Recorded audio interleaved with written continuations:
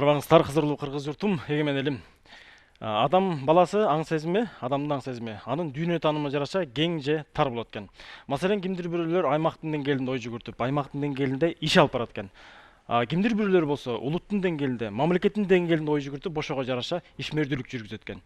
Биз бүгүн ушул адамдын аң сезиминдеги мамлекеттик деңгээлде ой жүгүртүү, мекендин жүгүн көтөрүү, мекенчилдик тууралуу сөз козгойбуз. Биз менен бирге болуңуздар.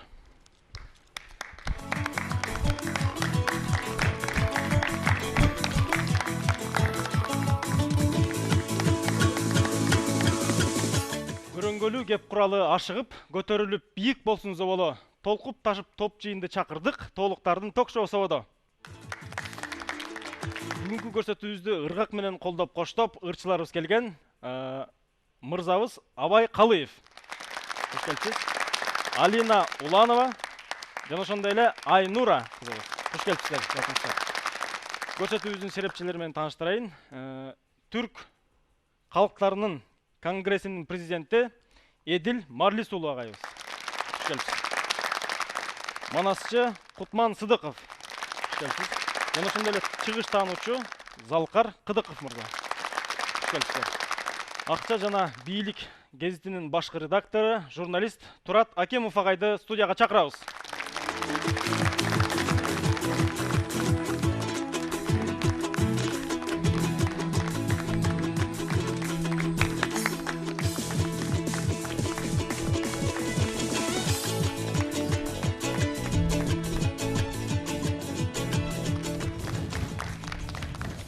Турат агай, студиябызга кош келипсиз дагы бир жолу. Алгач ушул мамлекеттүүлүк деген эмне ушуга түшүнүккө маани берип кетсеңиз да, андан кийин маекти баштайбыз. Мамлекеттүүлүк деген нерсе көбүн эсе баягы мамлекеттин кызматына байланыштуу болот. Анан мамлекетти козголткон иштерге байланыштуу болот. Көбүн эсе мекенчилдик менен чаташтыра берет. Мекенчилдик деген бул жөн эле туулуп өскөн жериңди сүйүп, анан баягы өзүңдүн тууңа сүйүнүп, жеңишиңе сүйүнүп, начар жеринен арданып, уялып, намызданганын баары эле мекенчилдикке жата берет. Өзүңдүн тооңду деле сүйөсүң, күчүңдү деле сүйөсүң дегендей. Мамлекеттүүлүк деген бул саясий калыптануунун негизинде баягы улут саясий улутка айланганда, анткени элдер дүйнөдө көп болот. Бирок ошол элдердин арасынан аз гана элдер саясий улутка айланып, чоң мамлекет куруп, анан ошонун негизинде дүйнөгө өзүн көтөрө алат. Ошону мамлекеттүүлүккө байланыштырат. Аристотель айткан, адам баласы мамлекетти бактылуу болуш үчүн жана өтө бактылуу болуш үчүн курат деп. Болбосо кеп адам курсагы тойсо жүрө берет.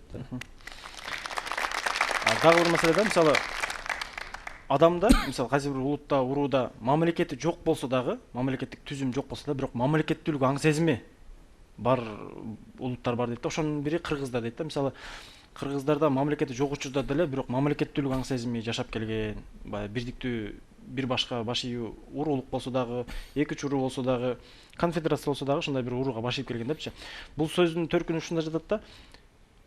Элдик деңгээлде ой жүгүртүү, мамлекеттик деңгээлде ой жүгүртүүнүн пайдубалы, өзөк уюткусу ошол баягы биздин өзөктө эмеспи деген сөз да. Ал өзөк илгертен биздин ата бабалар калыптаган. Бир кезде кыргыз каганаты болгон. Ошол сагыныч, ошол кайгы муун, ошол керес калган биздин каныбызда. Ошон үчүн жанагы Аскар Акаев айткандай, биз 2300 жылдан бери өзүбүздүн мамлекеттүүлүктү издеп, ошону эңсеп, ошол үчүн кан төгүп, көрүнгөн кыргындан калып, аягында мына 91-жылы Кудайым өзү батасын берип, Советтер Союзу урап, биз эгемен мамлекет болуп калдык. Бирок биз баягы Тан империясынын астында болдук, Ак падышанын астында болдук, Уйгур каганатынын астында болдук, Кокон кандыгынын астында болдук. Мунун баары тарыхый чындык. Бирок ошол өзүбүздө калган түпкүлүк сезимибиз эч качан өчкөн эмес. Биз ар дайым мамлекеттүүлүктү эңсеп, өмүрүбүздү арнап өткөнбүз да тарыхтан. Эми мындай да. Мамлекеттик деңгээлде ой жүгүртүш үчүн адамда, мисалы менде ошондой нерсе калыптаныш үчүн үй бүлөдөбү, тарбиядабы же мамлекеттик система ошого алып келиш керекпи? Кандай деп ойлойсуз? Негизи калыптанууга орнойт. мамлекеттүүлүк система үйдөн эле башталса болот. Мисалы кыргыздар көп жерде таштандыны ыргыта берет да, ар кайсы жерге мусорду тоого барып эс алат, анан баарын таштап коюп баса берет. Бул өзүнүн жерин сыйлабастыгы, өзүнүн маданиятын сыйлабастыгы, анан ошо өзүнүн жашаган жерине түкүрө бергендиктен. Бул мамлекеттик сезим болуш керек. Өзү жерге эс алган жерге, жайлоого эч нерсени таштабай деп тарбиялаш керек. Бул бирок мамлекеттик деңгээлде бул идеологияга өтүп кетет. Түшүндүңүзбү? Бул түшүнүк идеологияга өтүш керек. А мамлекеттүүлүк идеологияны ал мамлекет башчысы гана алып барат. Мамлекеттик идеологияны негизи лидердин алдына коюлат, лидер үчүн кээде жазылат атайын. Анткени лидердин өзүнүн көз карашы, дүнүйө таанымы, аң сезими не тууралап туруп идеология түзүлүп калат өзүнөн өзү. Мисалы, эгерде падыша, мындайча айтканда, президент ууру болсо, идеологиясы уурунуку болот. Бандит болсо, бандитская идеология болот. Негизичи, анан өзү жаратман болсо, акылман болсо, абдан мындай бийик умтулган, ыйык нерселерге көп умтулган киши болсо, анда даражасы да ошондой болот. Бирок бул жерде политологический конфликт бар. Негизи наука самосознание деген Индияда трактовка боюнча эң акыйкат мамлекетти брахмандар куралат. Брахмандар бул олуя машаяктар да. Эң бийик каста. Бирок мамлекеттүүлүктү кармай албайт, анткени алардын деген рух кайраты жок болот. Брахманы часто теряют государство, потому что они не обладают волей деп коет. Воляны жалаң кшатрийлер кармайт. Аскерге байланыштуу, анан аскер сезими күчкө таандык. Бирок алардын көп нерсе өтө зөөкүрчүлүккө да өтүп кетиши мүмкүн да. Анан үчүнчү этапта вайшялар деп коет, бул таргаштар болот. Эгерде таргаштар бийликке келип калганда мамлекет жоголуп кетет. Бул анын баары эле илгерки китептерде жазылган. Ошондо азыркы мындай рыноктук экономика, рыноктук психология, ошо вайшилердин психологиясына окшош. Да, азыркы дүйнөдө эмне үчүн бизде чоң саясий катаклизмдер бар, анткени бүт экономический согушка байланыштуу. Мисалы, азыр болуп аткан Сириядагы окуялар, Северный Африкада болуп аткан окуялар, Орто Азиядан өтүп аткан окуялардын баары эле азыр последний стратегеманы карап көрсөңөр, бул жана Кытайдын бир бел кур, бир жол деген саясатына байланыштуу.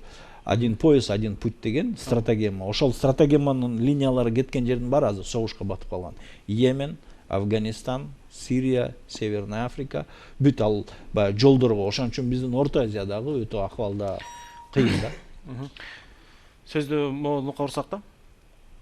Жекелик аң сезим, анан жамааттык аң сезим, коллективизм, индивидуализм.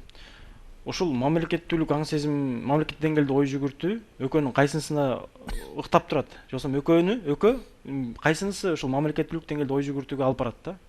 Көп этаптан өтүп калдык да, феодализмде жүрүп калдык. Андан мурун болсо баягы биз мал чарбачылык менен көп өмүр бою алектенип келгенбиз.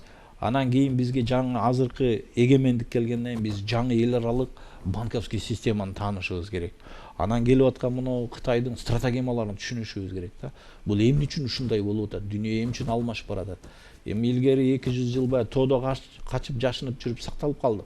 Бирок бүгүнкү күндө ааламдашуу кезинде муну сакташ кыйын. Ошон үчүн жана сиз айткандай мекенчилдикти биздин бала бакчадан эмес, энен сүтү менен чогуу тарбиялаш керек. Мисалы, мен ойлойм, мынау мен Грузияныкы сабак бергенде мындай болот. Витязь в тигровой шкуре деген булардын теги жолборсун терисин жамынган баатыр деген бир китеби бар. Кенеде эле китеп. Биздин Манас менен салыштырсаңар болбогон эле китеп. Мен аны окугам, жат окугам. Мен өзүм филология орусунда окугам да. Ошондо бизде эпостарды окуттурат да. Ошол китепти булар 1-класстан 10-класска чейин жаттатышат. Бирок ар бир деңгээлинде 1-класста ушу эми бала макоо да. Көп нерсени түшүнбөйт. Анан аттын сүрөтү менен анан баатырдын сүрөтүн тарттырып, анан эмне атын аты ким, анан өзүнүн аты ким деп тааныштырат. Анан 10-класска келгенде кадимкидей экзамен берет. Ошон үчүн грузиндердин улуттук сезими күчтүү болот. Бизде Манасты да ошондой болуш керек. Бирок Манасты эпос катары кабыл алып эле, анан да акындарды, дастанчыларды айтыра бергенден пайда болбойт. Андан көрө Ашым Жакыпбековдун китебин алып туруп, ошону адам баласынын биздин кыргыз балдардын аң сезимине тууралап 1-класстан 10-класска чейин бериш керек. Эми 1-класста мисалы 3 эле 4-5 эле сөздү таанысын. ак куланын таанысын, манас таанысын, каныкей таанысын. Ошентип анан кийин 10 классты бүткөндө мекенчил сезими, кыргыз тунук сезими өтө күчтүү болуп калат. Рахмат. Серепчилик сезимин угундуралы. Кыргыздардын аң сезиминдеги баягы мамлекеттүүлүк качан жаралган, эмнеге сакталып келатат деп. Чынында эле бул бир кыргыздардын ичинде генетический формага айланып калганга чейин деңгээлге жеткен да мамлекеттүүлүк.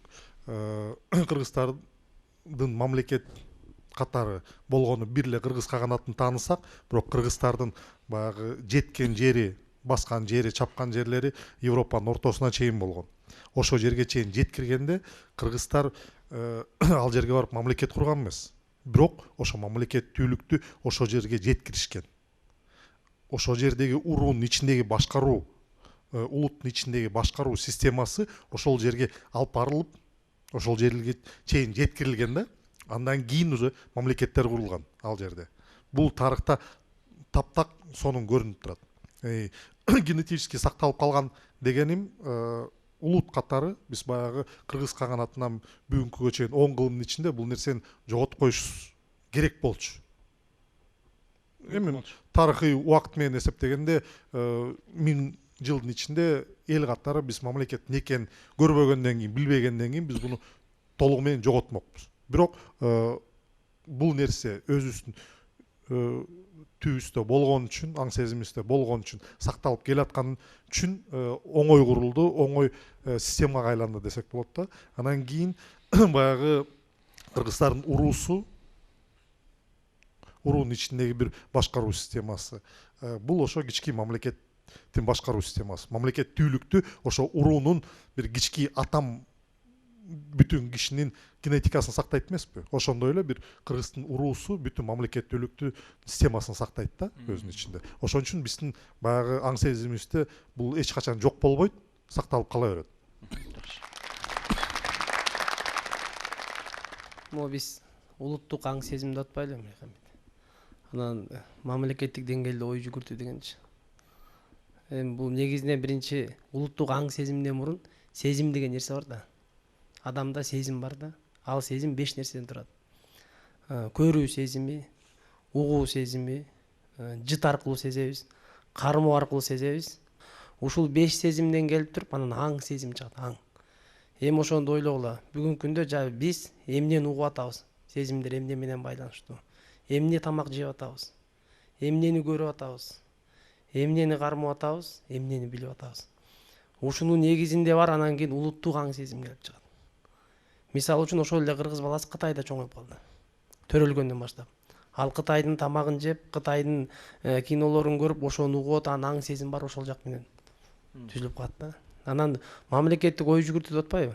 Мамлекеттик ой жүгүртүү деген бул эми адам баласында биз өзүнүн ички жан дүйнөсүн ар бир инсанга жана байке айтты ошондой кайрылыш керек. Ар бир адам өзүнүн ички жан дүйнөсүндө бир кандай бир керемет улуу нерселер бар. Ошол улуу нерсеге адам өзү биринчисине жетмейинче, ошол нерсеге алып келмейинче, бул мамлекеттик ой жүгүртүү деген кыйын болуп калат да. Жакшы. Тереңге жаткан нерсе. Бул жерде Колмат туура айтып атат. Не дегеним, бизде кыргыздын негизги идеологиясы Манас эле болгон. Анткени баягы мен бу Манас китебинин главный Чыңгыз Ханда главный редактор болуп иштеп жүргөндө, анан баягы бир Манас эл коомун түзүп ЮНЕСКО менен чатакташканда иштеп жүрбөдүк беле. Ошондо мен атайын интернетке кирип изилдегенде мындай чыккан. Совет доорунда атайын ошол кезде 12 миллион рубль бөлүнгөн экен на изучение эпоса Манас. Изучение всех, анан башка улуттардыкын да изилдептир. Армяндардыкын, финдердикин, грузиндердикин, ар бир улуттун эпосторун. Ошондо тиги ЦК ВКПБ идеологический сектору эмеге келген экен. Это идеологический продукт, муну деген силер идеологиядан тышкары только культурный продукт кылгыла дептир. Анткени Советтер доорунда советский идеологияны киргиз керек болчу да. Строители коммунизма, человек, честь, совесть, достоинство деген эмелерди. А бирок кыргыздар өмүр бою эле ошо Манасты уга барып эле, анан эчтекесин унутпай эле, башка элдин астында калса деле өзүнүкүн эле унутпай эле жүрө бергенин баары бул Манаска гана тийиштүү болгон. Ошо жанагы биз айтып аткан нерсенин баары ошондо болуп турат да. Ошондо бул Элдик деңгээлде ой жүгүртүп бизди Кытайлар чапканда деле, ак падыша басканда деле биз өзүбүздүн көз караштан такыр үзүлбөй коюп турбуз да. Анан атайын баягы советский идеологияны сиңириш керек болчу да. Анан кантип кыргызга таң улайсың, кечкече манас туга берсе.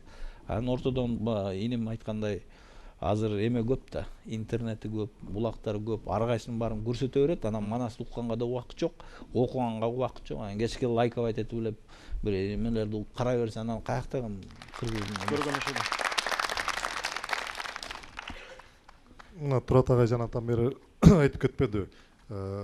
Именно казыркы дүйнөдөгү еврейлердин киргизген саясатынын натыйжаларынчы. Ошонун натыйжаларынын бирөөсү казыркы айтылып аткан тема коомдук аң сезим менен жеке аң сезим. Кишини канчалык коомдон бөлүп, уруусунан бөлүп, улутунан бөлүп, баягы бөлүп жарып, жеке бир инсанга айландыра баштасаң, ошончолук улутун жоготконго, элди жоготконго бир өбөлгө түзүлөт да. Бул жалгыз гана кыргызстар үчүн ойлонуп чыгарылган нерсе эмес. Бул бүтүн дүйнө жүзүндөгү улуттар үчүн, эл үчүн жасалган нерсе. Жана азыркы индивидуализм система идеологиясы бул ошого алып барат деген. Ошого алып барат. Бул биринчи элди талкалайт, элдин аркасынан мамлекет талкалайт. Агай туура айтып атат. Эткени мен тиги политология боюнча көп окуп калам да. Азыр мындай да, кыргыз эртең эмне үчүн кыргызга ок атпаш керек? Маселе ошого келет. Жакында бул саясий чоң ааламдыш системада баягы дүйнөлүк рынокты талашып аткан кезде чоң нерселер болот. Мына бүгүн арабтарды калалы. Баары бир тилде сүйлөйт. Баары бир динде жүрөт. Баары Куранды жат билет. Аллах акбарды бири-бирине кырып атпайбы? Ошон үчүн кыргызды атпасын десеңер, бири-бирине душман болбосун десеңер, биз өзүбүздүн түпкүлүктөн айрылбашыбыз керек. Рахмат. Турат агай, сиз үчүн Абай Калыевден жагымдуу чыгарма тартуулайбыз, тыңдап койсоңуз. Рахмат.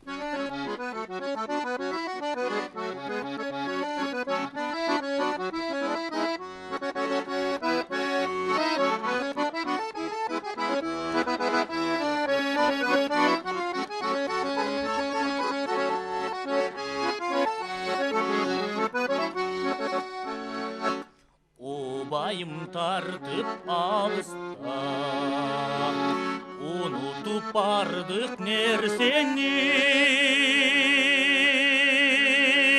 сарору болуп аңсызда, сагындым туулган жер сени. Сарору болуп аңсызда,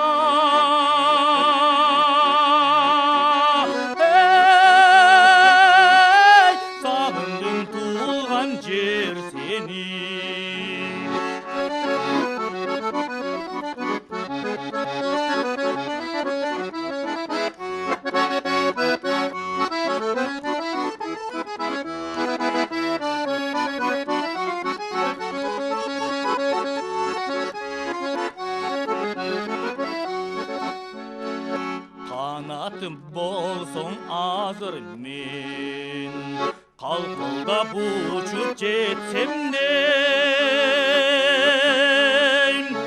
калдайган сары талаңа карлыгач болуп кетсем де, калдайган сары талаңа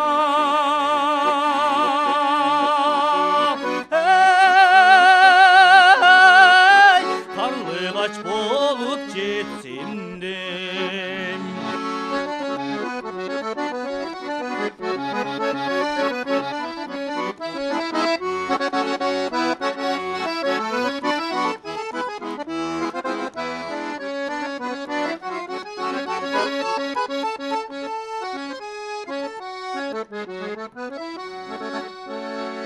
Ирчитип дайым биккен, элесиң чыкпайт эсимден, сел жүрүп дайым денемде, сезим сезимди билеп келесиң. Сел жүрүп дайым денемде,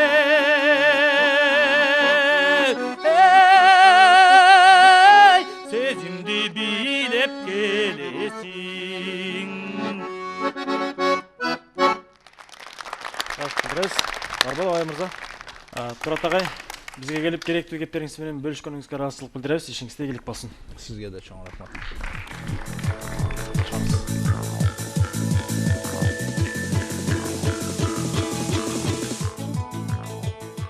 Журналист Алмаз Турдумаматов агайды студияга чакырабыз.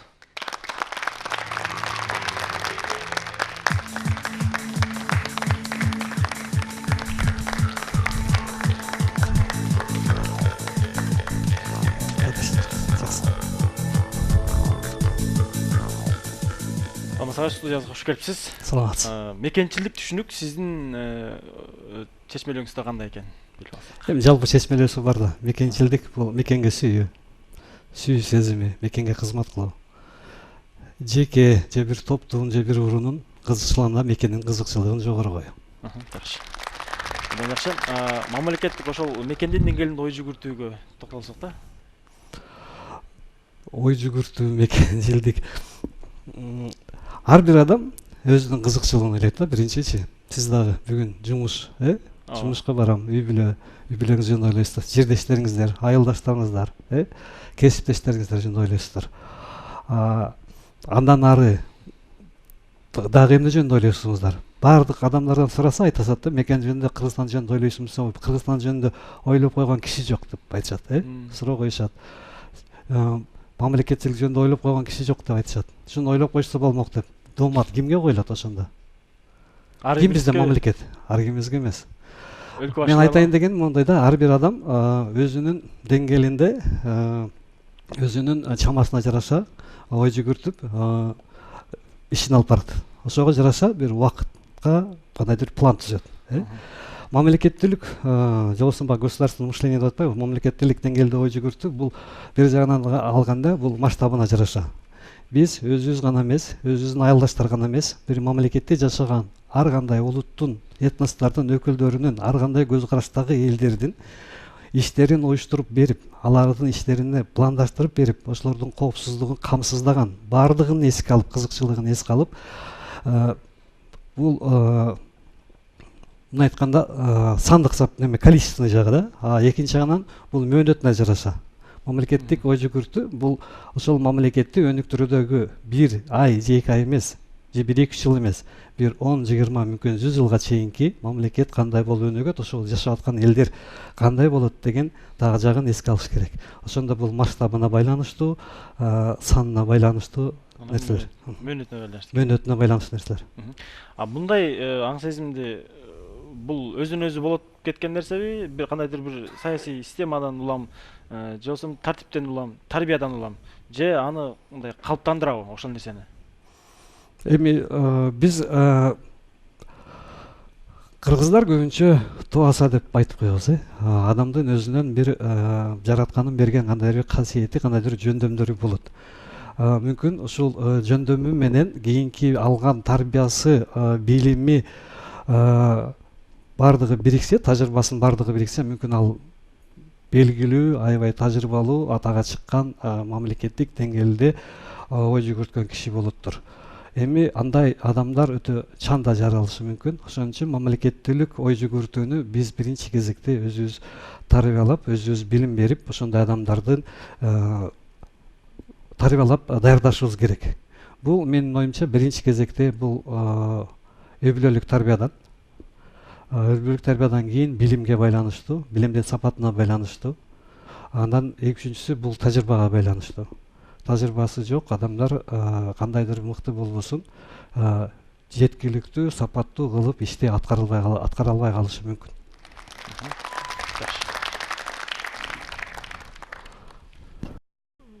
Кыргыз тилинде эки нерсени айырмалаш керекке туура келет да. Мекен менен ата мекенди. Мекен мындай илимий тил менен айтканда географиялык бир түздүк. Бир жердин аймак. Бир аймак негизги эмеси мекен. Ал эми ата мекен болсо мамлекетке тиешелүү бир сөз да. Бул баягы бирөөнүн мекени Кочкор болушу мүмкүн, бирөөнүн мекени Чүй болушу мүмкүн, бирөөнүн мекени баягы Каракулжа болушу мүмкүн. Баягы туулган мекеним. Менин өзүм мекеним. Бирок ата мекен болгондо ошонун баары кошулуп бир мамлекетке тиешелүү маанини алып жүрөт да. Анан баягы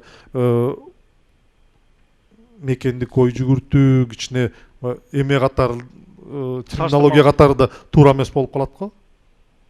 Мамлекеттүүлүк ой жүгүртүү туура. А мекендик ой жүгүртүү билбейм. Анда баягы кички бир аймактык ой жүгүртүүгө. Бул жерде мекенчилик деген суроо болду да. Мекенчилдик дегенде биз көбүнчө акыркы убактарда колдонуп калдык. Түбүнөн алганда бул патриоттук деген сөздүн бир синоними катары колдонуп келебиз. Бул мекенчилдик дегенде мен берген суроого жараша жооп бердим. Эмне дегенде бул мекенге болгон сүйүү, бул сезим, бул тарбия. А эми мамлекеттүүлүк деген бул такыр башка нерсе. Бул мамлекетти түптөлгөн баягы коомдо жашаган адамдар уюштурган татаал бир институттарды калыптандырган нерсе. Бул такыр башкача немелер. Бул жерде маселе татаалдаш кыйналбай элечи, жөн эле чоң деңгээлде ой жүгүртүү жөнүндө сөз болуп атат да. Ошону кантип калыптандырабыз? Анан азыркы абалыбыз кандай ошону? Адам болбой элечи. Мисалы азыркы ушул мамлекет деңгээлде ой жүгүртүүнүн антоними катары аймакчылдык, трайбализм, регионализм катары санап жүрүшөт да. Мисалы ошол өзүнүн гана аймагына мындай караганда ал деле көпчүлүктү ойлоп атат. Бирок салыштырмалуу түрдө мамлекеттик деңгээлде ой жүгүртпөгөн адам катары саналып атат да алчы. Биз ал мамлекетте мен эмес да, ал деген бир аймак. Ошол нерсени биз азыркы коомдо мекенчилдик ошол мамлекет деңгээлде ой жүгүртүүнүн булагы болуп береби деген ойду айтып атабыз да. Мен бир нерсе кыздырсам болобу? Манас катары кичине Манастан айтып кетейин. Багы бизди алоке чабат эмеспи? Кыргыздарды чаап, ана бирин айдап Алтайга, бирин айдап Кангайга деп. Булардын эң биринчи максаты эмне болгон? Бул мамлекет катары жок кылуу болгон. Ошондо мисалы үчүн баары деле эмне үчүн бир жака айдап жиберген эмес? Бирин Алтайга, бирин Кангайга, бирин Эренге, бирин Терең. Бул чачып жибергенде ошол элге барып, булар жана орусча айтканда ассимиляция болуп кетпек, жок болуп кетпек, сиңип кетпек да. Аз эл. Эми ошого жараша биздин кыргыздын Алтайдагы жанагы акылмандар кандай кылган? Ак балта баш болгон Жакыпты Алтайга айдашат. Алтайга айдайт, анан кийин Алтайга баягы эптеп, Алтайда жетип, өлгөн өлүп, өлбөгөн тирүү жеткенден кийин ошол жерге бир аз калгандан кийин ак балта мынтип айтып атат. Кагылайын калайык дейт. Азыр дейт. Бирөөң калмакка манжулар бар, кытайлар бар. Бирөөнүн малын багасың. Бирөөң болсо эшин алышып барасың, бирөөң болсо коюн багасың, төбөсүн багасың, ушинтип жүрүп отуруп чачылып улут болуп жок болуп кетебиз. Андан көрөкчү дейт, момундай сөз айтат. Өлүү болсок барыбыз бир чуңкурга тололу. Тирүү болсок барыбыз бир дөбөдө бололу. Өлсөк баарыбыз өлдүк. Тирүү болсок баарыбыз бир. Жакшылыкты да жамандыкты тең көрөбүз деген баягы бир орток ойго алып келатат да. Мына ушул жерде мындай мамлекеттик ой дегенди жалпылап келгенде жалпы кыргыз элинин сактап калуу, улут катары сактап калуу деңгээлде берде иш чара жүрүп атат да. Ошондо эми алга биринчи ой кетти. Ойду туурады. Эми буга экинчи кадам кетет. Ал баардыгы эле ойлой берет. Азыр сүйлөгөн жакшы адамдар бар да жакшы ойлорду айтып атат. Бирок ошого экинчи кезекте кадам кетет да. А кадамда адам биринчи өзүн курмандыкка чалыш керек. Ошондо ак балта өзүн эмнеден курмандыкка чыгат? Калайык дейт. Ар бирөөңөр орто араңарда болгон чөнтөңөрдө эмне бар, үйүңөрдө эмне бар, таарууну ортого салгыла дейт. Дегенди эч ким бербейт да. Ошондо ак балта тиги Ала Тоодан качканда эки качырдын үстүндө эки кап тааруу ала келген. Ошону ал биринчи өзү курмандыкка чалып ортого коет. Ошондо элдикинен аябай көп болгон да. Ортого койгондон кийин ал өзүн курмандыкка чалганда мына мен биринчи деп баштагандан кийин анан кийин барып туруп анан калган элдер жалгыз уч тааруусун ортого таштап отуруп анан кийин ошол жерден биринчи жолу жанагы кытайлардын жана Манас эпосунда кытайлардын кыргызды жок кылып жиберүү системасында момундай деңгээлде ак балта кайра элди сактап калып анан ошол элде ынтымак башталат. Ынтымак баштаганда байлык башталат.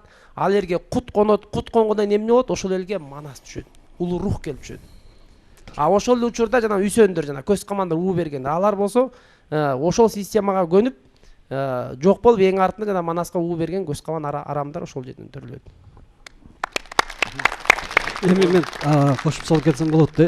Биз өзү мына мамлекетчил, мекенчил, мамлекеттик деңгээлде ой жүгүртүү, өлкө деген сөздөр кийинки эле кирип калган сөздөрдү. Түбүнөн айтканда эл деп эле айтылган да. Ал эл деген сөздө ошол мамлекет деген маанини берген. Чындачы. Азыр болсо биз эл дегенде бул элдин санын же болсо калкты гана айтып калдык. Ошон үчүн кыргыздын өзүнүн тили менен айтканда бул эл деп эле айтканыбыз туура болот го. Элди ойлогон деген эле сөз да. Мындай айтканда мамлекеттик деңгээлде ой жүгүртүү деген.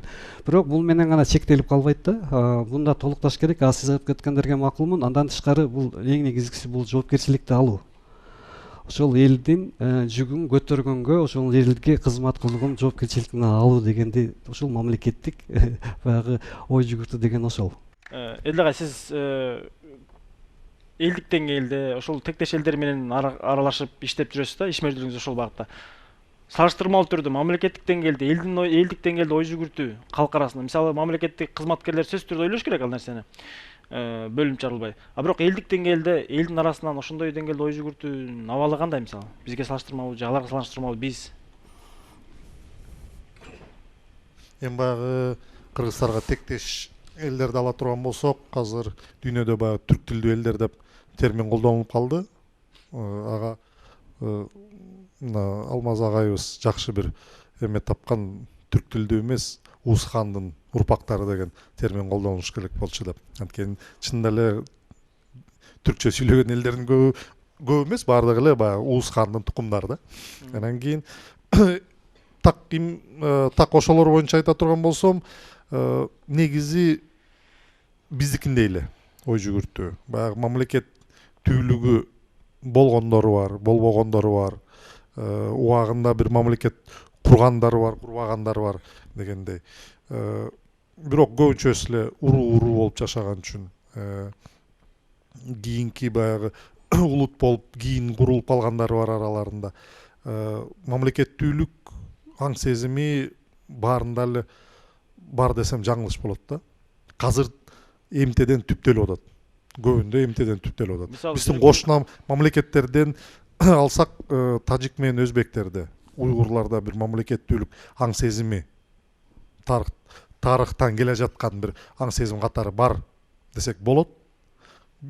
Калган көчмөн элдерде бул аң сезим баягы генетикалык негизде эле бир сакталып калган нерсе да. Мисалы Түркияда мисалы элдин бардыгы мисалы жөнөкөй эле үйдө эле желек көтөрүп алып, желек сайып алып, ошол бөлмө эмесин үйүнүн чыга беришинде, кире беришинде. Ошентип өздөрүн ушунчалык баягы Түркиянын жараны катары баягы элдик мамлекеттик деңгээлде мындай бир өздөрүн ошондой ыкташат да, ынта коюшат да, ошондой. Ошону бул жерде тарыхый бир кызык нерсе бар да.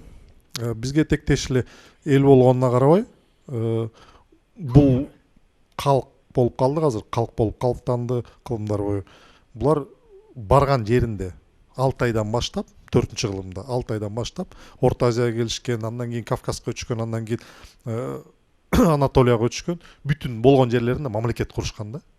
Биринчи булар барган жеринде эле мамлекет курушкан. Анткени мамлекеттүүлүк системасын булар ичинде ташып жүрүшкөн да. Эң биринчи мамлекетин Алтайда курушат. Эмнеге баягы дүйнөгө таанылып калган түрк каганаты болуп таанылып калган да, биринчи аты. Кыргыз каганаты андан кийин чыгып атат. Түрк каганаты болуп таанылган, булар мамлекет куруп алып атышат. Ошол нерсени булар азыркыга чейин сактап келатат. Ошо мамлекеттүүлүктү жоготпош үчүн азыркы маалда эми бул аябай чоң пропагандага айланган да. Айтып атпаймынбы жана азыркы бүгүнкү доордогу негизги пропаганда жекечилик, инсанды өзүнчө бөлүп чыгаруу, жаңгыс өзүнөн башка эч кимди тааныбаган бир деңгээлге алып келүү системасы иштеп атат да. Түрк мамлекети ошондон корунуш үчүн мамлекеттүүлүктү андан өйдө коюп, баягы ар дайым күнүнө мүнөт сайын, саат сайын пропагандаалап турат да. Футболго барса дагы желегин көтөрүп барышат, бир согуш кичинекей бир чатак чыкса да желегин көтөрүп барышат. Түрк мамлекети деп баягы инсан кички бала төрөлгөндөн баштап мээсине куя беришип, сиңирип коет да. Ошондо болот да. Биз деле ошондой учурда жашаганбыз да. Бул болгону мамлекеттик пропаганданы мамлекеттеги тарбиянын негизинде да. Биз улуу мундалардын баары эле эсинде болсо керек, Советтер Союзунда деле ошондой болгон. Ар бирибизде кызыл жилетти алып, эли деген да, эли деп ошондой болуп, бул эми тышкы көрүнүшү көбүнчөчү. Мүмкүн чынында ичинде кандай ой бар, кандай чындап эле мекенде ошондой кызмат кылат деген нерсени аягына чейин так айтыш кыйын ал боюнчачы. Мамлекеттүүлүк курган элдер боюнча сөз болуп кетти, тектеш элдердин депчи. Өзү кыргыздарды биз аябай улуу кары элдерденбиз дейбиз. Көп элге ата болгонбуз дейбиз. Бирок ошо акыркы жылдарда акыркы жолу кыргыз качан мамлекет курган? Кыргыздын ичинде көп уурулар бар. Өзү мамлекет курган уруулар бар. Ошо мамлекеттүүлүк эл курган да, мындай айтканда, өзүнүн эл тамгасы болуп, өзүнүн ураны болуп, өзү салык төлөгөн системалар болуп иштегендер.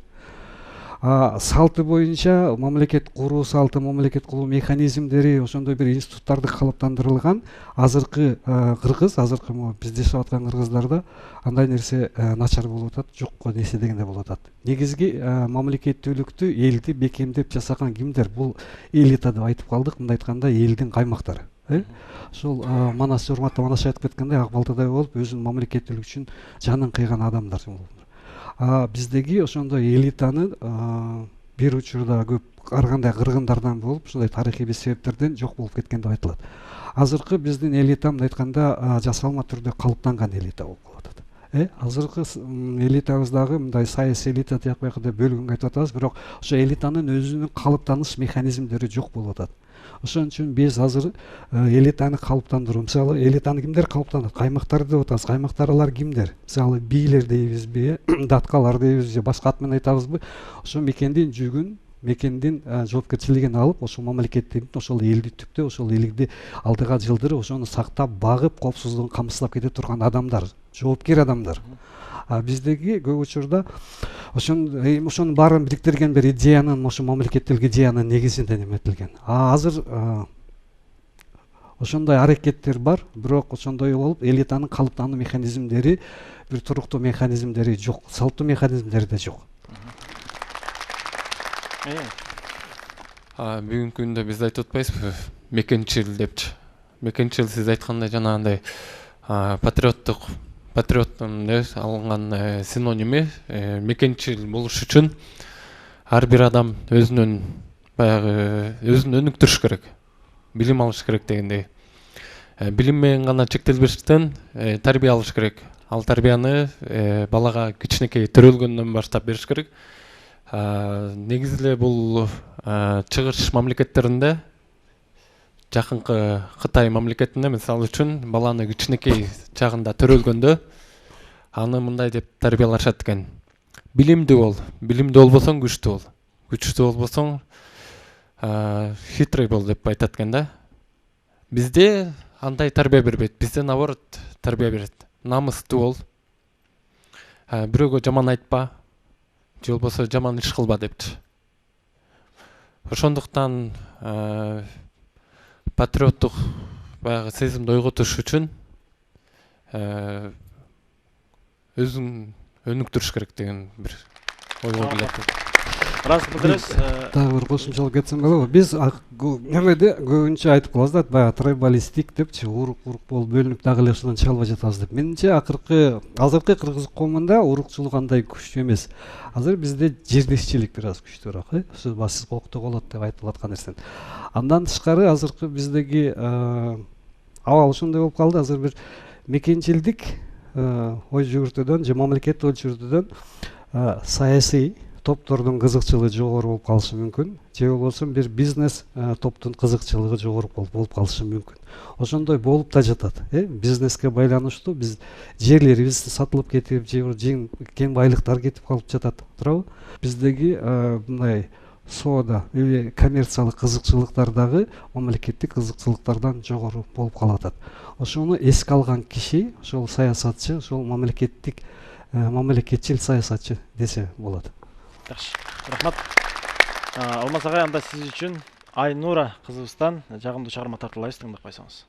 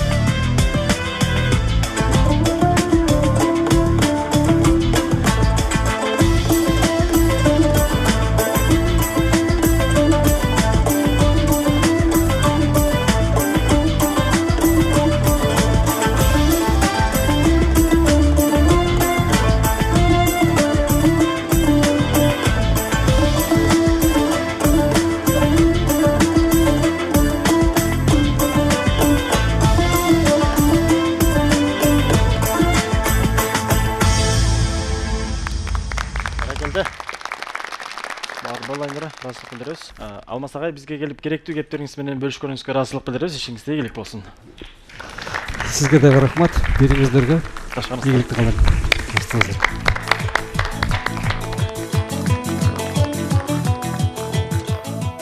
Жусуп Баласагын атындагы Кыргыз улуттук университетинин окутуучусу Чолпон Түмөнбаеваны студияга чакырабыз.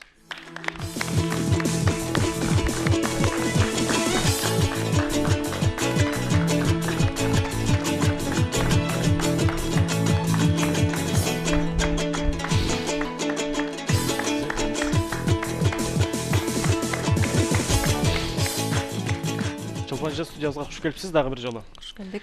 Адамдын калыптануудору, аң сезиминин калыптануудору, жана биз айтып аткан мамлекеттик деңгээлде болобу, аймактык деңгээлде болобу, ошол калыптануудору мектеп учурунда, студенттик учурунда, башка айтканда билим алган учурунда көбүрөөк мүнөздүү экен да. Ушул алкакта алганда мамлекеттик деңгээлде ой жүгүртүү, калыптандыруу максатында, алкагында сиздердин окуу жайларды кандай бир иш-аракеттерди көрөсүздөр? Биринчиден бул окуу жайга чейин эле бул калыптандырууда мен тилди биринчи орунга коет элем да. Бул тил. Бекеринен кыргыздарда айткан эмес да, өнөр алды кызыл тил деп. Библияда деле а дегенде сөз болгон дейт. Бир Гумбольдт деген окумушту айткан экен, менин мекеним бул француз тили деп. Ошол сыяктуу бул тилди биринчи кезекке коет элем да. Мисалы, эне тил, кыргыз тил, улуттук тил, анан мамлекеттик тил. Ошол эненин сүтү аркылуу келген тил менен башташ керек го бул. Ушул окууга чейин, ушул баланы эмизгенде, ушул бешигирин ырдап, жомок айтып берип, макал лакаптар менен өстүрүп, анан кийин мектепке чейин ушул эненин милдети болуш керек да, ушул нерсе. Ошол тил аркылуу ошол нерселер, баалуулуктар, аң сезимдер ойгонуп дегендей. Анан кийин барып калган маселелер болуш керек да. Окуу жайынын деңгээлинде ала турган болсок, бул бир эле сабакка же бир эле мугалимге же бир эле ошол тарбия иштерин жүргүзгөн проректорго жүктөп койбошубуз керек да. Муну жалпы деңгээлде окуу жай, мамлекеттик мекемелер, саясий чөйрө, үй бүлө, мамлекеттик эмес уюмдар дагы ушуга бир салым кошуш керек да. Мисалы, биздин окуу жайга эми республиканын туш тарабынан ар кандай деңгээлдеги студенттер келет. Жалпы мектепте окуган, гимназия мектептерде окуган деңгээлдер ар башка да, бирок ошолордун баарын бир калыпта бир деңгээлге чыгарабыз деген бул абдан оор болот да, себеби алардын дагы билим деңгээли, маданияты, тарбиясы, интеллекти ар башка болуп келет да. Бирок ошол 4 жыл, 5 жыл окуганын ичинде биздин болочок кесиптештерибизди, болочок мамлекеттик кызматкерлерибизди, ошол элге кызмат кыла тургандарды биз ошондой деңгээлге бир эле билим менен эмес, ошондой иш чаралар менен дагы жөн эле сөз жүзүндө эмес, ошону иш жүзүндө дагы аткарышыбыз керек да. Муну жалпы күрөшүшүбүз керек. Кандай айтып бере аласыз да, мисалы? Эмнелерди кыласыздар? Мисалы, окуу жайда педагог ошол нерселерди айтабы, мамлекеттик деңгээлде ой жүгүртүүдө жаңы мисалдар барбы, кандай дейм да ошо? Билим берүүдө бизде окуу жайлар аябай көп да. Алардын дагы баягы деңгээли, статусу, менчиктери бар, мамлекеттик деңгээлдеги окуу жайлар бар да. Ар түрдүү да. Мисалы, биздин эми баягы улуттук деген статусту алып жүргөн менен бизде эң студенттердин саны боюнча аябай көп да. Бирок ошол эле учурда ушул бизге ушул тарбия, мекенчиликке тарбиялоо, мындай мекенчилик сезимди ойготуу нерселер азыраак го деп ойлойм да. Биз көбүнчө эле мугалимдер баягы илим, билим жагына басым жасап, анан ушул нерсени биз мындай экинчи планга, үчүнчү планга коюп атат окшойбуз деп ойлойм да, баягы сөз жүзүндө. Анан ушу улуу муундар дагы мен байкап жүрөм, мына улуу муун, орто муун, анан жаштар деп атпайбызбы? Көбүнчө улуу муундагылар баягы союздун убагында калыптанып калган ага эжелерибиз дагы мындай үлгү боло албай атабызбы? Ошо ортодо бир ажырым болуп, азыр көбүнчө мындай жаштарга кине коюп атабыз да. Бирок өзүбүз иш жүзүндө мына патриоттуулук деген момундай болот, мекенчилик деген момундай болот, момундай иштерди жасаса болот, момундай иштерди кылса болот деп ошолорго жол көрсөтүп, багыт бергенде көп иштер жасалмак деп ойлойм да. Кыргыз тилинде билим албаган бала ой жүгүртүүсү кыргызча калыптанбайт. кыргызча ой жүгүртүүсү болбогон бала мамлекеттик деңгээлде мекенчилдик бир ой жүгүртө албайт экен да. Баягы мамлекетти ойлонуп, элин ойлоно турган баатырдык бир аң сезимге жетпейт экен. Ошон үчүн ушул негизде билим берүү системасынын ролу аябай чоң. Буну ойлоно турган баягы институттар терең изилдеп, буну кандайча көтөрүш керек. Кыргыз тилдүү мектептерде эле эмес, орус мектептерде дагы ушу кыргызча ой жүгүртүүнү, мамлекеттик деңгээлде ой жүгүртүүнү кандай калыптандырсак болот, ошол деңгээлге кандай чыгарсак болот деген бир анализдерди, эмелерди жүргүзбөсө бара бара ой жүгүрткөндөрдүн саны азайып баратат да. Саламатсыздарбы? Биздин бүгүнкү темабыз ушул мамлекеттүүлүк жөнүндө болуп жатпайбы? Азыркы агайын айтканда мен кошулуп кетет элем да. Эне тил, анан эне деп атабыз да. Эмне үчүн эне тил деп атабыз? Анткени тил бул энеден тарайт. Бала төрөлгөндөн баштап эле бала ким жанында жүрөт? Атанын жанында эмес, көбүнчө баягы эненин жанында жүрөт. Энеси орус тилинде көбүрөөк сүйлөсө, баласы да орус тилинде сүйлөйт. Эгерде энеси англис тилде, башка тилде сүйлөсө дагы балалар ошого уктап калат да. Ошон үчүн биз эне тил дейбиз да. Анан мен дагы бүгүнкү темага кошумчалай кетет элем. Биз илгерки тарыхый маалыматтарга карасак, тарыхый чыгармаларга карасак, илгери кыргыздарда эгерде баласы кылмыш кылса, ошо баласынын башын кесип туруп, атасынын мойнуна асып, айылдын чекесине кара боз ит тигип туруп атайын бөлүп койчу экен. Мен мындан эмне айткым келип жатат? Анткени илгери балдарды тарбиялоодо, өзгөчө эркек балдарды тарбиялоодо атанын ролу абдан биринчи турган экен да. Ошон үчүн баягы жоо келатканда жоодон балдарды эч убакта балдар жоодон каччу эмес экен. Анткени жоодон качканда ошо баланын башын кесип, атасынын башына илип коюп, бул атасы үчүн, ошол үй бүлө үчүн абдан эң оор кылмыш катары болуп эсептелген экен да. Биз дагы мисалы үчүн мен университеттен келдик, биз студенттерге ошол сабак берип жатканда студенттер менен сүйлөшсөк, азыркы жаштардын көбүнчө ою окууну бүтө эле чет мамлекетке кетиш керек да. Окууну бүтөбүз, анан сен каяка барасың десек, мен Америкага кеттим, мен Россияга кеттим, мен Японияга кеттим дейт. Эмнеге десек айтышат, бул жакта бизде айлык акы аз төлөнөт да. Биз жакта жакшы жумуш жок, биз ишибизди дагы мындан ары өнүктүрүш үчүн чет мамлекетке кетишибиз керек дейт. Мен ошо эжеге да айтат элем да, сизге да суроо чолпон эже. Биз ушул жаштарды азыркы убакта ошо патриоттуулукка тарбиялаш үчүн ошолорду жаштары чет мамлекеттерге таратып жибербей, ошо Кыргызстандын ичинде мекенди сүйүп алып калыш үчүн дагы кандай иш-чараларды кылсак болот, кандай жакшы иштерди аткарсак болот?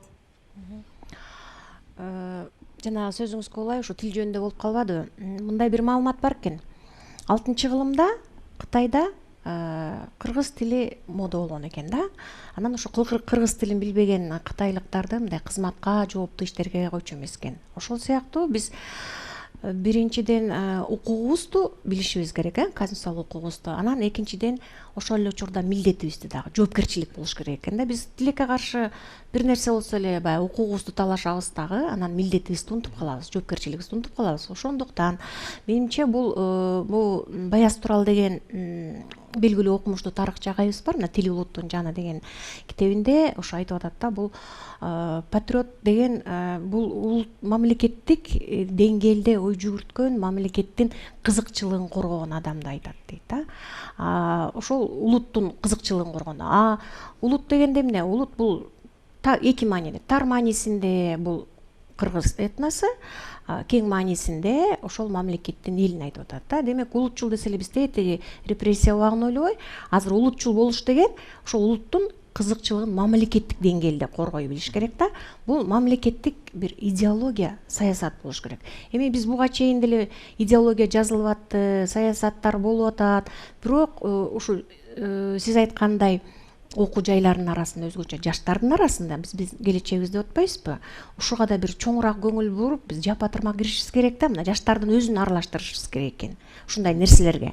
Биз көбүнчө жаштарга баягы жогору жактан таңуулайбыз, өзүбүздүн билгенибизди таңуулайбыз дагы, анан жаштар менен эсептешпеген дейбиз да. Сиз айткандай кандай идеяң бар? Эмне анткени булардын жаңы баягы таза балдар, билим алабыз деп келген балдар, ошолордун шыгын ойготуш керек, ошолордун касиетин ойготуш керек, ошолорго мисал боло турган жана жогоруда айтылган Манас эпосунан баштап, мына Манас эпосун окумайынча сенин патриоттуулугуңга койгонбойт.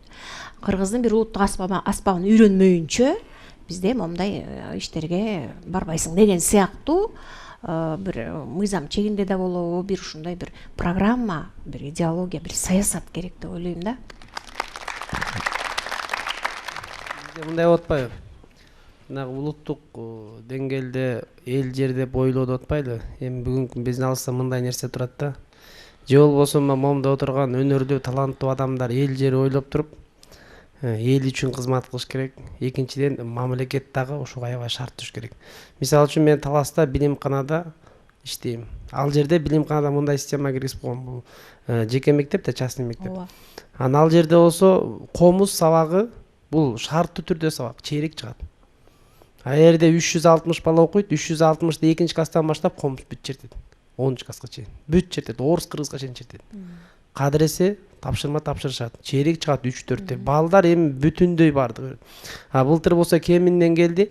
Кеминде 200дөн ашык бала бүт бар комуз ойношту. Ансамбль.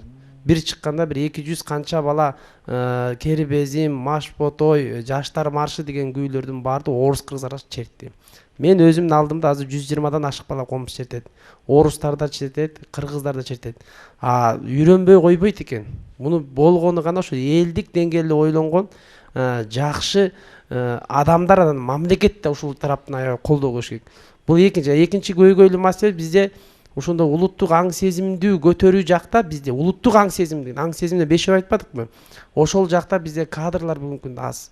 Ошол манас боюнча сабак берген, ошол боюнча комуз боюнча, кыл кыяк боюнча, мына аккордеон, ырчылык боюнча, вокал боюнча, кыргыздын маданияты боюнча айыл жергесинде, элет жергесинде эмне деген таланттар, өнөрлөр жатат, ошону окутуп үйрөткөн бизде кадрлар аз. Экинчиден мамлекет бул жерде колдобойт да. Чолпон эже, анда сиз үчүн Алина Улановадан жагымдуу чыгарма тартуулайбыз, тыңдап коюңуз.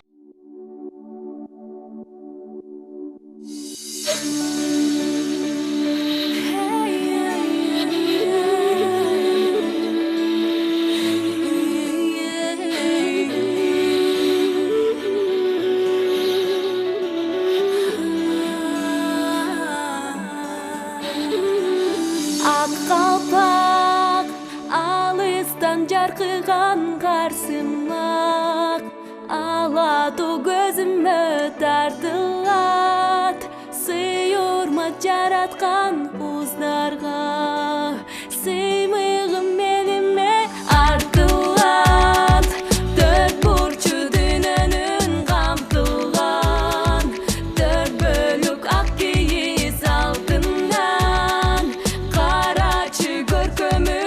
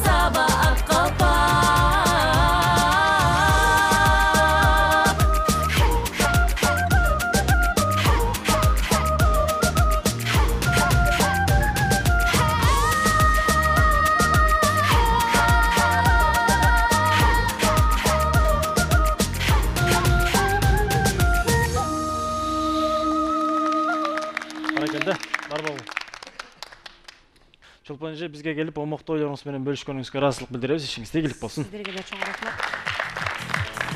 Жакшы барыңыз.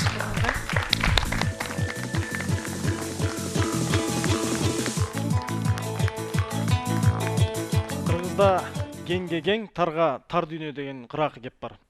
Адамдын аң сезими, анын тарбиясы, баалуулугу канчалык кең болсо, ой жүгүртүүсү кең болсо, ошончолук анын жашоосу дагы, максаты дагы, ошого жараша ийгилиги да кең болот экен. Ылайым өткөн доордун ийгилиги менен келечек доордун үмүтүн айкалыштырган жаңы муун ар дайым ушул кең дүйнөгө сыйбаган, тар дүйнөдөн кең болгон, эл үчүн кызмат кылган, элди ойлогон муун болсун деген изги тилек илгери үмүт менен бүгүнкү көрсөтүүбүздү жыйынтыктайбыз. Келерки эфирден кезиккенче аман туруңуздар.